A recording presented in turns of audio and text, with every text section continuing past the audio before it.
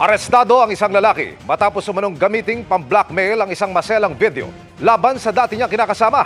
Ang naturang video pinadala umano sa kanya ng bagong nakarelasyon ng biktima.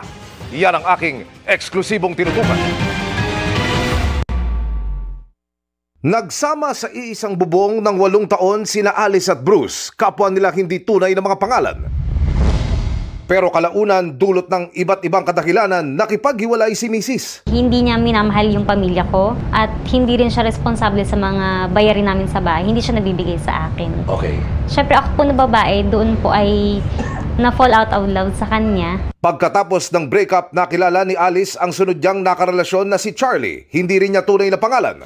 Pero hindi nagtagal, nadiskubre ni Alice na may pamilya raw ang lalaki, kaya niya rin ito agad na hiniwalayan. Pero minasama raw ito ni Charlie at pinagbantaan si Alice na gaganti. Ang salita pong binitawan niya sa akin ay, ginawa mo yan, pagdusahan mo.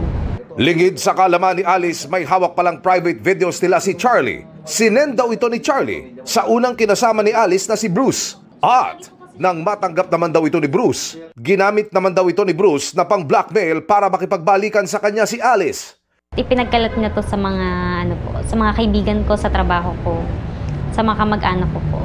Ininda raw ng gusto ni Alice ang kahiyang dulot nito. Hindi ko po alam kung paano po ako lalabas ng bahay, paano po ako magtatrabaho, paano po ako harap sa mga kamag-anak ko.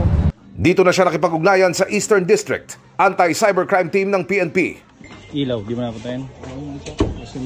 At sa isang entrapment operation, nadakip ng mga pulis si Bruce. Dalawa ang mananagot dito, yung suspect number 1, yung kanyang ka-live-in partner, and then yung suspect number 2, yung kanyang bagong boyfriend.